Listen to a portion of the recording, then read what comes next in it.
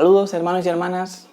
Hoy tenemos de nuevo un pasaje muy interesante de la palabra de Dios porque seguramente en una primera lectura es un texto que nos dejará desconcertados sin entender demasiado bien por qué sucede lo que sucede y por qué Jesús dice lo que dice ante el ruego de una mujer. Sin más me gustaría leer el texto que tenemos hoy delante. Como sabéis, estamos predicando el Evangelio de Marcos y estamos hoy en el pasaje que va desde los versículos 24 al 30 dentro de este capítulo 7. Así que me gustaría hacer la lectura en Marcos 7, 24 en adelante, 24 al 30, dice la siguiente la palabra de Dios. Levantándose de allí, se fue a la región de Tiro y entrando en una casa, no quería que nadie lo supiera, pero no pudo pasar inadvertido, sino que enseguida, al oír hablar de él, una mujer cuya hijita tenía un espíritu inmundo, fue y se postró a sus pies.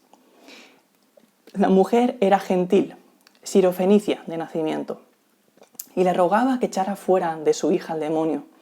Y él le decía: deja que primero los hijos se sacien, pues no está bien tomar el pan de los hijos y echarlo a los perrillos.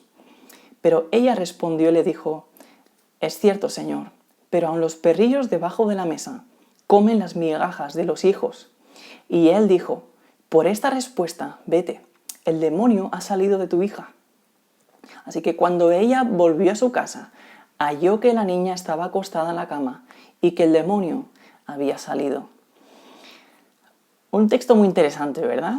Y para entender bien o mejor qué sucede en esta conversación entre la mujer sirofenicia y Jesús, es interesante ver y considerar dónde sucede la escena. Y se nos dice en el versículo 24, levantándose de allí, Jesús se fue a la región de Tiro. Algunas versiones añaden Tiro y Sidón. Así que estamos en una región bastante hacia el mar Mediterráneo, separada de lo que era la zona de Galilea, a unos bastantes kilómetros de Galilea. Y era una región gobernada por Herodes Antipas, era una región gobernada por los romanos. Así que esto ya era bastante malo para ellos. Eran pueblos que no seguían al Dios de Israel, tenían sus propios ídolos, seguían sus propias pasiones. Así que podéis imaginar que para un judío todas esas zonas eran zonas corruptas, contaminadas por el pecado, y no querían saber demasiado acerca de estas poblaciones y de estas personas. No sabemos muy bien, o no se nos dice en el texto de manera específica, por qué Jesús se traslada hacia allí. Seguro tenía muchos propósitos, pero lo que sí que es cierto es que es posible que sea porque estaba recibiendo mucha oposición por parte de los judíos, como estamos viendo en el Evangelio, o porque quiere hacer un paréntesis en su ministerio. Si os dais cuenta, a partir de ahora vamos a ver algunos pasajes en los cuales Jesús no da una gran enseñanza o no enseña en las sinagogas, porque está en un territorio gentil. Así que no es un momento en el cual Jesús desarrolle una enseñanza concreta. Sí que vamos a ver encuentros como este y otros que tienen mucho que decirnos a nosotros y en los cuales también podemos ver la gloria de Cristo de otras maneras.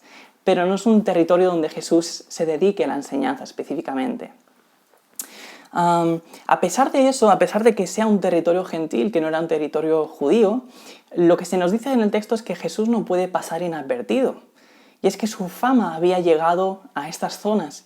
Si recordáis, ya hace bastantes semanas que vimos en el capítulo 3, lo siguiente, en el versículo 7 del capítulo 3 se nos dice que Jesús se retiró al mar con sus discípulos y una gran multitud de Galilea le siguió, también de Judea, de Jerusalén, de Idumea, del otro lado del Jordán y de los alrededores ¿de qué? De Tiro y Sidón. Una gran multitud que al oír todo lo que Jesús hacía, vino a él. Así que, aunque estos territorios eran gentiles, ellos conocían acerca de Jesús. Muchos habían desplazado kilómetros y kilómetros para verle, para escucharle. Algunos seguramente habrían sido sanados, otros tendrían experiencias de familiares o gente que les habría contado de los milagros de Jesús. Habían personas que les habían visto, así que Jesús no puede pasar inadvertido. La gente de esos territorios también reconoce a Jesús y a sus discípulos. Su fama se había extendido hacia ese lugar también, cerca del mar Mediterráneo. Y a partir de aquí, Marcos nos relata qué sucede en esta escena entre Jesús y la mujer sirofenicia. Y lo primero que se nos dice se nos da un detalle de qué es lo que hace ella. Y dentro de todo su contexto, lo que hace ella es venir corriendo, enseguida nos dice el texto, y se postra ante los pies de Jesús, rogando que Jesús saque al demonio de su hija. Esta actitud que tiene la mujer no solamente es una actitud hipócrita o desesperada en un sentido de, pues, como la última opción, sino que refleja perfectamente lo que vamos a ver después, que es una mujer llena de confianza en Jesús, una mujer que se somete a Jesús, que se rinde ante Jesús, ante su poder y su misericordia. Pero hay muchas cosas que no juegan demasiado bien a su favor de esta mujer. Y son algunos detalles que nos da el texto. Nos dice que en el versículo 26 que la mujer era gentil, sirofenicia de nacimiento. Así que no era una mujer judía que luego por alguna razón estaba allí viviendo, no. Era una mujer que había nacido en un contexto gentil. Pero en primer lugar me gustaría detallar algunas cosas. Primero, era una mujer. Esto no era demasiado bueno o no jugaba demasiado a su favor. Como sabéis, en aquel momento las mujeres pues, no tenían todos los privilegios que tenían los hombres. Eran consideradas como un segundo rango, en un segundo plano, puesta por la sociedad en un segundo plano, como digo. Pero por otro lado era gentil, nos dice el texto. Vivían en una región que no adoraban al Dios verdadero, eran pecadores, seguían sus propias pasiones, como bien hemos dicho antes, no seguían la ley de Moisés, no seguían ni andaban en los caminos de Dios, sino que ellos vivían su vida sin tener en cuenta al Dios de Israel, al Dios verdadero. Pero no solamente estos, también se nos dice que era una mujer sirofenicia de nacimiento. Siria y Fenicia habían sido anexadas por Ptolomeo, así que estamos en un territorio romano. Ella había nacido en ese contexto, en ese territorio gobernado por los romanos, así que podéis imaginar que ya que los romanos estaban subyugando al pueblo judío o estaban oprimidos por los romanos, los judíos, pues podéis pensar que esta mujer no era muy bien vista por los judíos, ¿no? Era vista como una romana o dentro del imperio romano. Pero no solo eso, sino también era cananea, era sirofenicia de nacimiento. Si os dais cuenta, los cananeos fueron los que en muchas ocasiones desviaron al pueblo de Dios con sus dioses. Ellos instituyeron la adoración a Baal, a Dagón, a ídolos que los cuales los israelitas adoraron y por los cuales fueron dispersados, sufrieron en el exilio y el castigo de Dios o la disciplina de Dios por adorar a todos estos ídolos. Así que fijaos cuántas cosas juegan en contra de esta mujer. No solamente era mujer, sino que era gentil, sino que era cananea. Tenía un contexto en contra de lo que pudiera conseguir rogando a Jesús, a través de la percepción de los judíos, por supuesto, no de la propia percepción de Jesús, ¿no? Pero estamos en un contexto difícil para ella. A pesar de todo su contexto, lo que hace ella es venir y rendirse a los pies de Jesús, con todo ese contexto, y rogar que Jesús saque al demonio de su hija. Ahora, no sé cómo te imaginas esta escena, si te la imaginas a la mujer postrada y pidiéndole, por favor, Señor Jesús, saca al demonio de mi hija, libérala. Pero la escena que se nos presenta es una escena tremenda. Y cuando leemos este pasaje en el Evangelio de Mateo, el pasaje paralelo que nos explica esta misma escena, vemos otros detalles muy interesantes. De hecho, el Evangelio de Mateo nos dice lo siguiente, que la mujer, capítulo 15, versículo 22, he aquí una mujer cananea que había salido de aquella región, clamaba diciéndole, Señor, hijo de David, ten misericordia de mí. Mi hija es gravemente atormentada por un demonio. Pero Jesús no le respondió en palabra. Entonces, acercándose sus discípulos, les rogaron, diciendo, despídela, pues da voces tras nosotros. Así que fijaos qué tremenda es esta imagen. Lo que estaba haciendo esta mujer literalmente es gritar. Estaba dando voces, estaba gritando por la calle, siguiendo a Jesús, pidiéndole misericordia, pidiéndole socorro.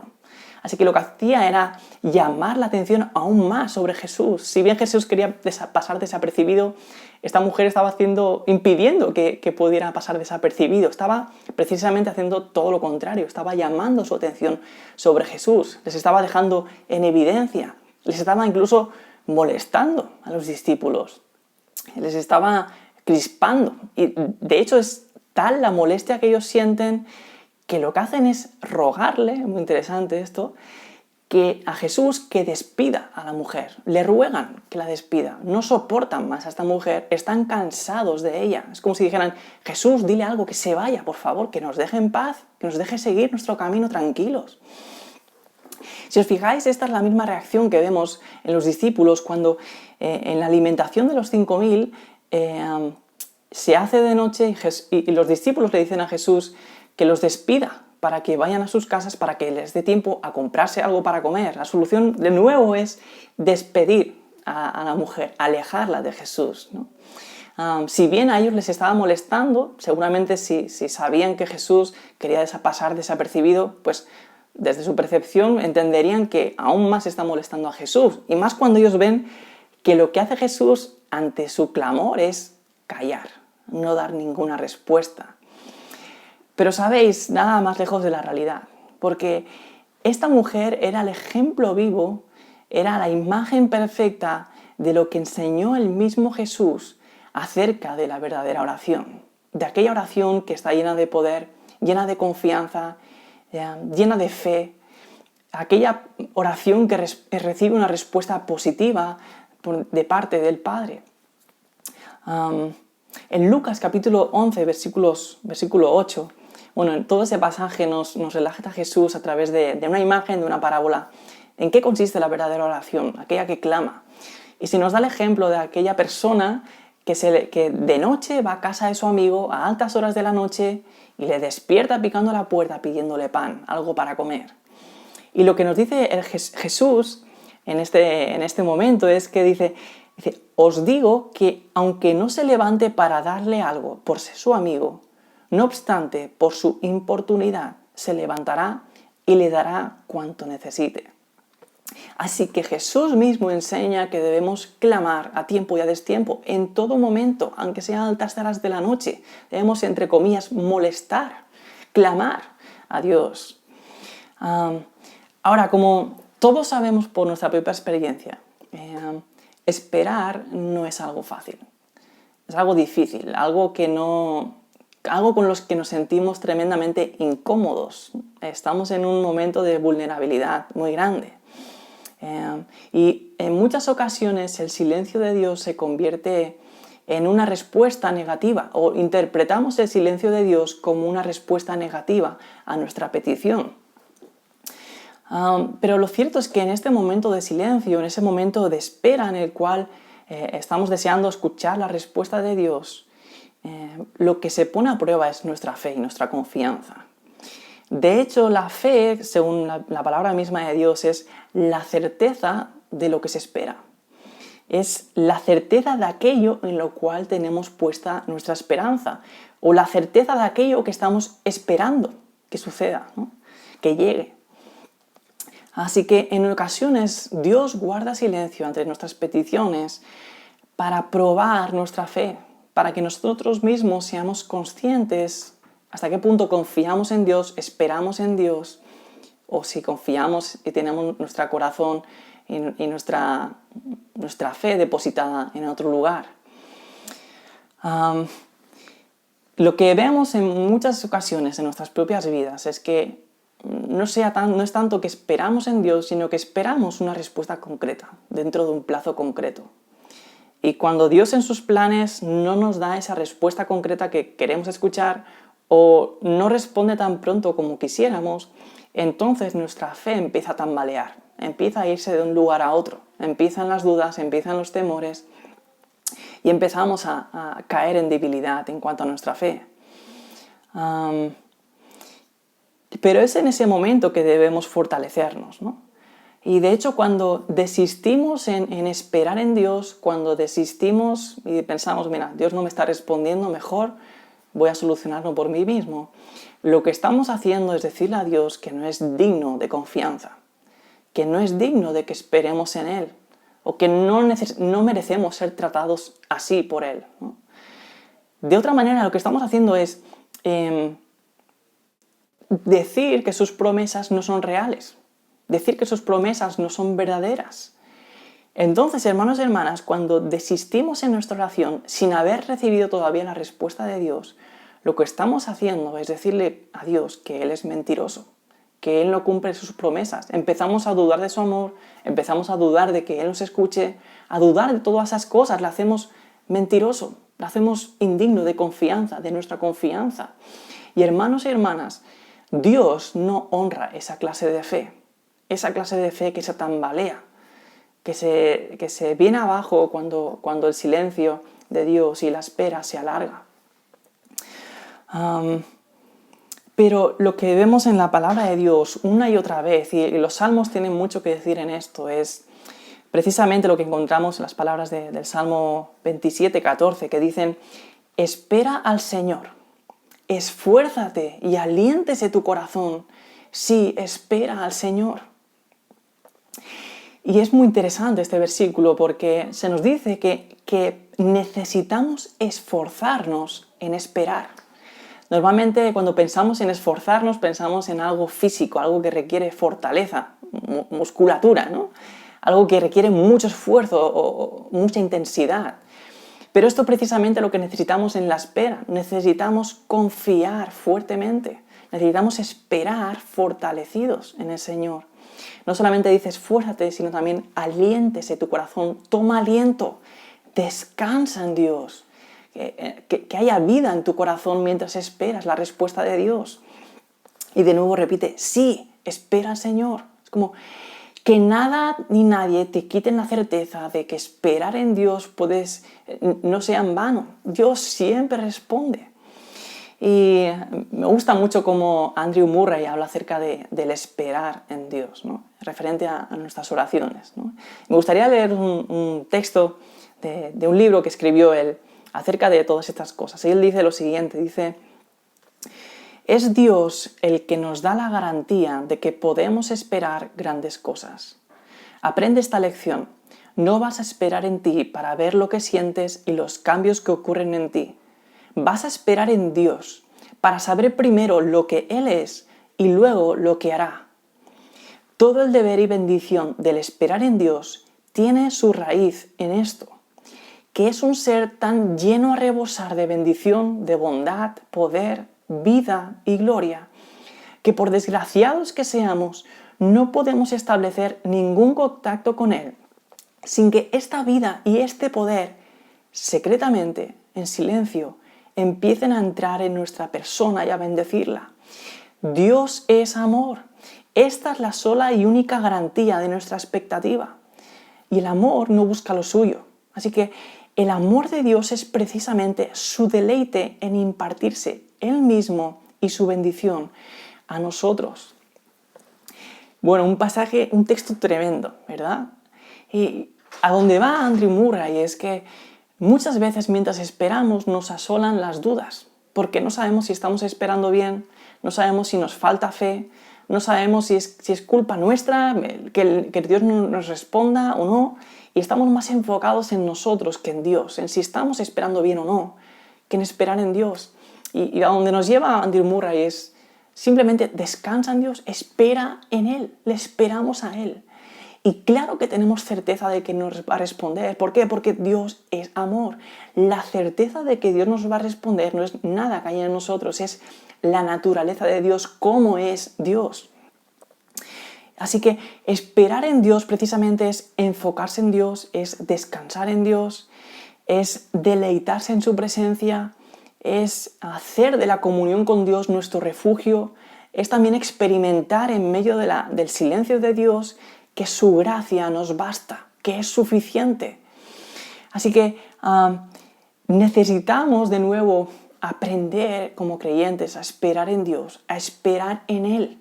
Esperamos no solamente que cambie una situación, esperamos a alguien, que el Todopoderoso, que nuestro Dios, nuestro Padre, intervenga. Pero en medio de esa espera, Dios se va dando a sí mismo, se va dando a conocer nos va dando de su amor. El apóstol Pablo dice que nos gloriamos en las tribulaciones porque produce paciencia, la paciencia carácter probado, carácter probado nos desilusiona, la esperanza nos desilusiona. ¿Por qué? Porque el amor de Dios ha sido derramado en nuestros corazones por el Espíritu Santo. Así que, de nuevo, Pablo conecta esta esperanza, esta paciencia de Dios con el amor que recibimos de Dios. Así que, hermanos y hermanas, hay deleite en esperar en Dios, porque Dios es nuestra delicia. Y aunque esto es algo que debemos aprender, y es fácil decirlo y otra cosa es experimentarlo y vivirlo, es la realidad de lo que nos habla su palabra. Podemos encontrar aire fresco, podemos encontrar agua viva en medio de la oscuridad cuando esperamos a alguien, cuando esperamos a Dios mismo. Andrew Murray decía en este texto que esperamos en Dios primero para saber quién es Él o lo que es y luego lo que hará. Y precisamente esto es lo que vemos en cuanto a la reacción de esta mujer. Fijaos que esta mujer tiene su completa y plena confianza en Jesucristo. Fíjate primero cómo se dirige a Cristo. Le dice lo siguiente, dice, Señor, Hijo de David, ten misericordia de mí. Esta mujer reconoce a Jesús como su Señor. Esta mujer reconoce a Jesús como el Hijo de David. Pero si os acordáis, esta mujer no era judía, era sirofenicia de nacimiento. Sin embargo, ella se había apropiado de las promesas de Israel, se había apropiado, había hecho de Jesús el Mesías. Ella tenía la completa confianza que este Jesús era el Salvador que esperaban los judíos, el hijo de David, aquel que tenía que reinar, el rey definitivo. Así que, a pesar del silencio de Jesús, ella sabe quién es Jesús. Ella sabe que Jesús puede darle misericordia porque sabe que ha tenido misericordia de otros, que ha sanado a muchos. Ella sabe que Él es el Salvador. Así que aunque Jesús guarde silencio, ella tiene su completo descanso en quién es Jesús. Es el Salvador, es aquel que puede tener misericordia de mí. Por eso su fe no falla. Por eso ella no desiste cuando Jesús guarda silencio. Ella continúa clamando a Él porque le conoce, porque sabe perfectamente quién es Él. Y por eso luego espera misericordia de Él, porque sabe que es misericordioso. Así que esta es la clase de fe que Dios honra. La realidad es que cuanto menos confías en alguien, más difícil se te hace la espera, ¿no? Si tú no confías en alguien y pasa el tiempo, ya dices, bueno, seguro que no ha hecho lo que tenía que hacer, mejor lo dejamos. Pero cuando confías completamente en alguien, esperas a que venga, aunque pasen 3 horas. ¿Por qué? Porque confías en que su palabra es verdadera. Y lo mismo ocurre con Dios. Esperamos en Dios cuando confiamos en Él. Si no confiamos en Él, dejaríamos de esperar, ¿no? Pero lo que vemos aquí en este texto, lo que vamos a ver es que Dios honra la fe de esta mujer porque la fe de esta mujer honra a Dios, que le honra a Él, que le tiene por digno de confianza, que le tiene por Dios. Ahora, como cristianos, muchas veces sabemos perfectamente que Dios es poderoso, que no hay nada imposible para Él, que solo con su voz creó los cielos y la tierra, todo lo que existe, sin esfuerzo. Pero muchas veces lo que dudamos es de su amor. Ponemos en duda su amor hacia nosotros. Y es interesante ver esto porque muchas veces, por decirlo de alguna manera, interpretamos su amor en base a lo que nos sucede a nosotros. Si tenemos problemas, si las circunstancias son difíciles para nosotros, nuestra equivalencia es que Dios no nos ama, ¿no? O nuestra respuesta, nuestra percepción es que Dios no nos ama. ¿Por qué? Porque evaluamos su amor en base a las circunstancias que nos rodean y no en base al Evangelio. Y no en base a la cruz de Cristo, no en base al amor que Dios ha derramado en Cristo Jesús en aquella cruz por nosotros. Y esto es un grave error, porque lo que estamos haciendo es precisamente olvidar lo que el mismo Señor Jesús nos dijo acerca de lo que iba a suceder en este mundo, que íbamos a tener tribulación, pero que dijo, confiad, yo he vencido al mundo. Así que no podemos evaluar el amor de Dios en base a las circunstancias que nos rodean en este mundo, porque Él mismo, aquel que murió por nosotros, aquel que nos ha amado hasta el fin, es el mismo que nos dijo que en este mundo íbamos a tener tribulación. Por otro lado, a veces no solamente dudamos de su amor, sino que nos sentimos indignos delante de Dios, de clamar delante de Él. ¿Por qué? Porque nos vemos pecadores. Conocemos nuestros fallos, conocemos nuestra debilidad en nuestra comunión con Él, nuestra falta de oración, nuestra falta de intensidad en nuestro amor con Dios, nuestra falta de deleite en quién es Él. Y eso muchas veces ahoga nuestra fe, porque entendemos o percibimos que Dios no nos va a responder por causa de nosotros. Pero de nuevo es muy interesante cómo esta mujer, lo que hace esta mujer, cómo clama esta mujer. Si os acordáis, ella se dirige a Jesús pidiendo misericordia. Mateo dirá también que luego, después del silencio de Jesús, lo que hace es decirle, socórreme. Así que, de alguna manera, ella está diciendo, sí que es cierto, yo no soy digna, yo no merezco todo esto, pero por favor, socórreme, ten misericordia de mí.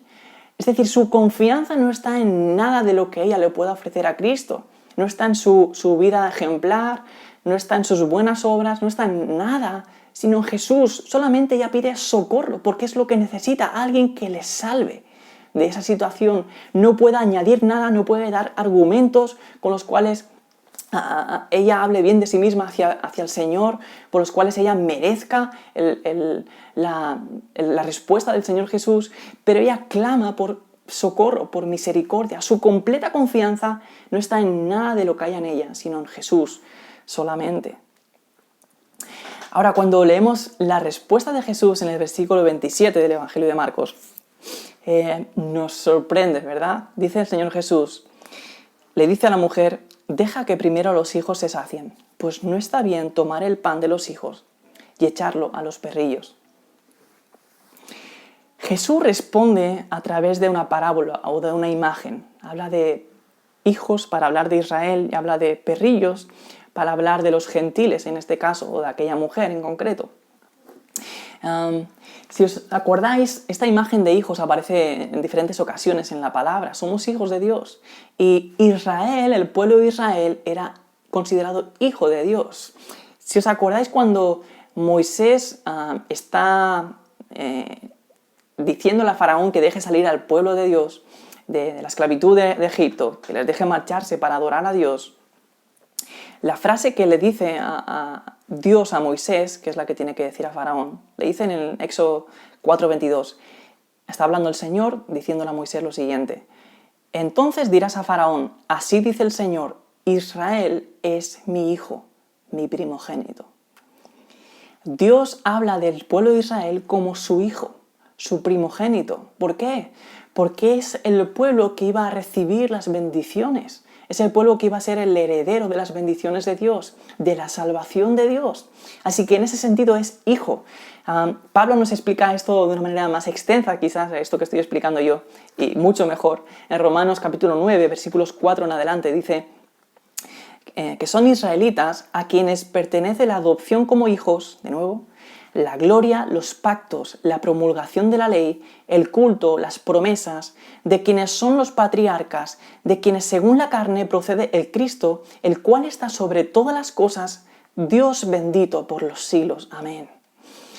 Israel era el primogénito, era hijo, por cuanto él era el pueblo del pacto, el pueblo con el cual Dios se había comprometido a establecer su amor para siempre, a establecer su salvación.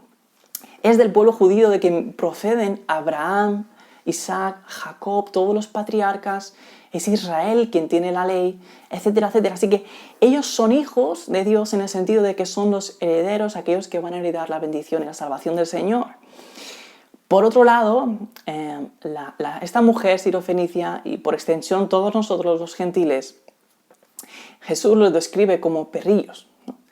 Ahora, si estás un poco familiarizado con la palabra del Señor, recordarás que muchas veces se habla de perros de una manera despectiva.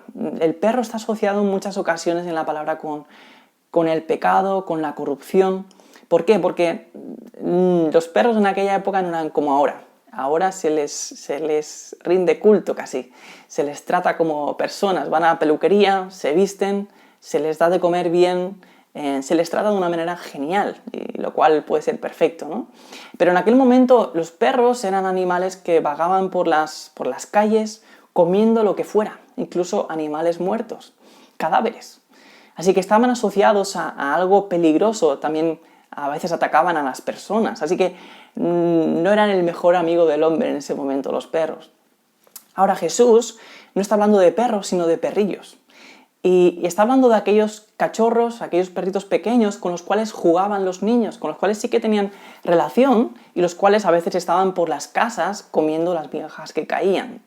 Así que Jesús no habla de una manera despectiva o no está despreciando, sino que utiliza esta imagen para hablarnos de Israel, aquel que recibe las promesas de Dios, y los perrillos, los cuales no reciben las promesas de Dios, no son herederos, así como los hijos propios, ¿no? No son herederos de las promesas de Dios. Y la respuesta que le da es la siguiente, y para entender bien qué es lo que está diciendo Jesús tenemos que leer la frase entera. Dice Jesús, deja que primero los hijos se sacien, ¿no? Entonces dice, pues no está bien tomar el pan de los hijos y echarlo a los perrillos, pero nos da esta frase primero, ¿no? Deja que primero los hijos se sacien. Jesús estaba diciendo, aún no es el momento, aún no ha llegado el momento.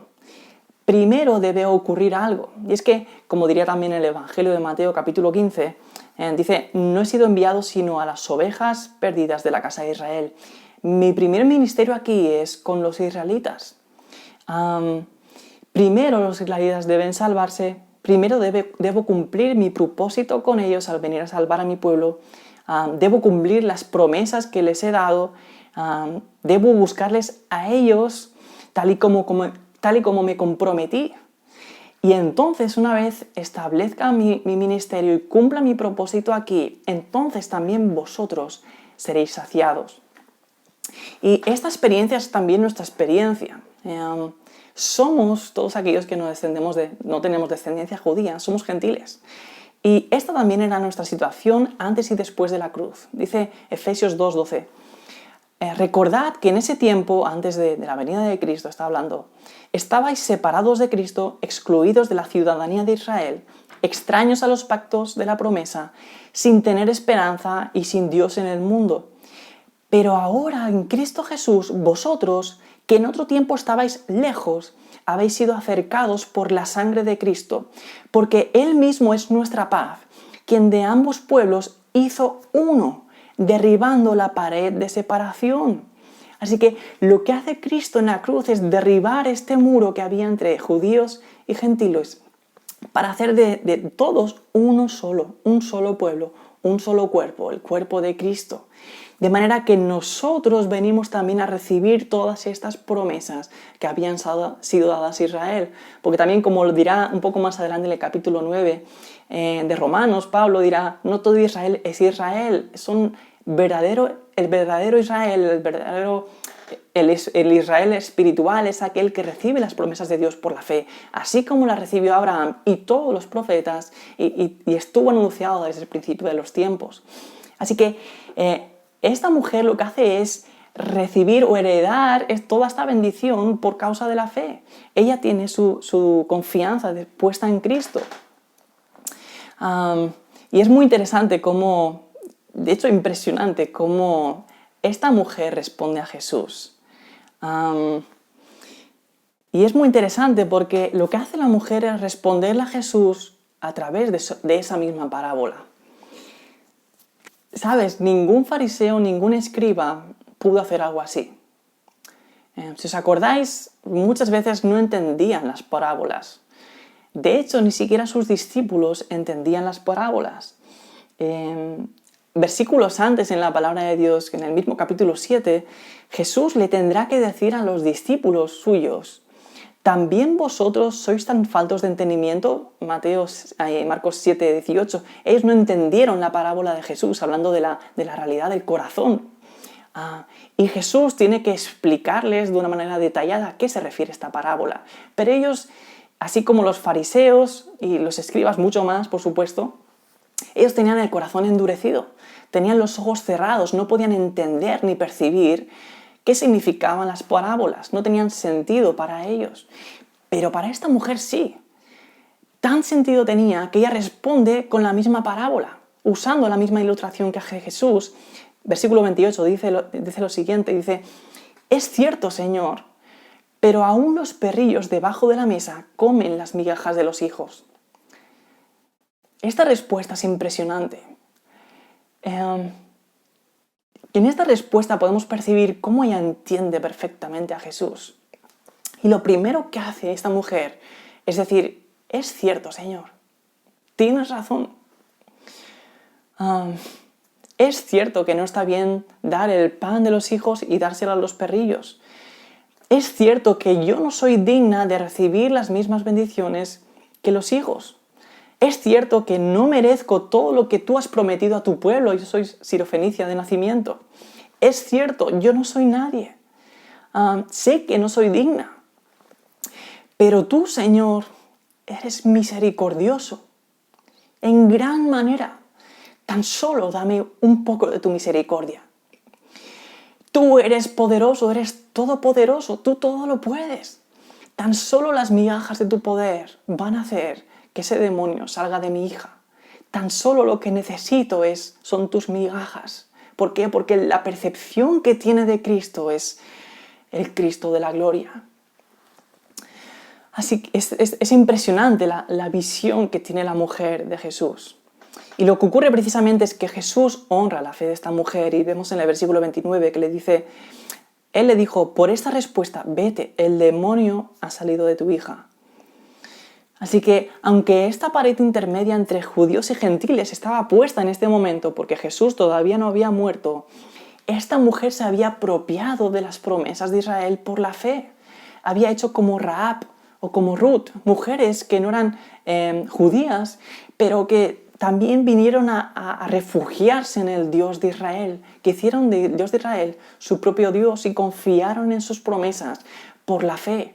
Así que si esta mujer recibió todas estas promesas, se adentró como hija de Dios a través de la fe, en este momento en el cual había una división entre judíos y gentiles, ¿cuánto más nosotros, hermanos y hermanas, podemos confiar en Dios y esperar en Él, puesto que Cristo ha cumplido todas esas promesas por ti y por mí?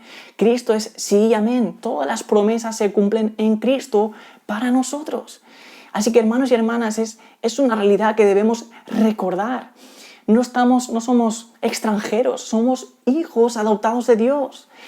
Podemos esperar en Él porque Él lo ha dado todo por nosotros. Él nos ha dado a su Hijo, Él nos ha demostrado su amor.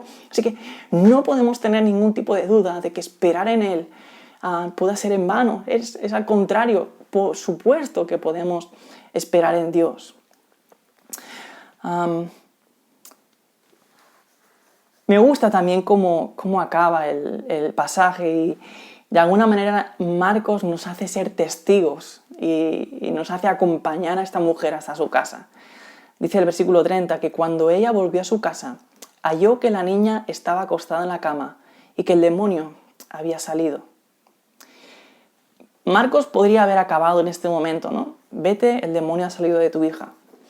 Pero como digo, nos lleva para que veamos a esa hija descansando en la cama, liberada de aquel demonio. Es impresionante cómo Jesús libera a esta niña, porque sabemos que estaba a distancia. Jesús no va hasta la casa de la mujer para liberarla, pero es que tampoco escuchamos decir, pues, demonio, sal de ella, o alguna otra cosa. No vemos que diga nada o que haga nada, solamente dice, vete, ya ha salido el demonio de tu hija. Así que podemos ver la omnipotencia de Cristo en este momento, que ciertamente tan solo las migajas de ese poder todopoderoso son necesarias para liberar a aquella hija del demonio. Así que, hermanos y amigos, necesitamos volver a confiar con todo nuestro corazón en el Señor.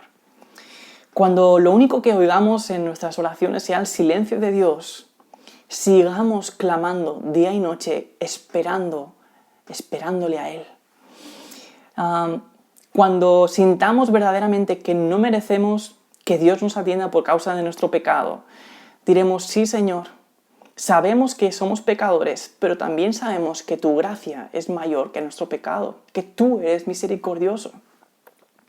Cuando las dudas y la desconfianza llamen a nuestro corazón en medio de la espera y el tiempo, recordemos que aquel que esperamos es el mismo que sufrió por nosotros, el mismo que nos amó hasta el fin, el mismo que derramó su alma, su propia vida en aquella cruz, recibiendo el tormento de la ira de Dios por ti y por mí, cargando todos nuestros pecados en Él.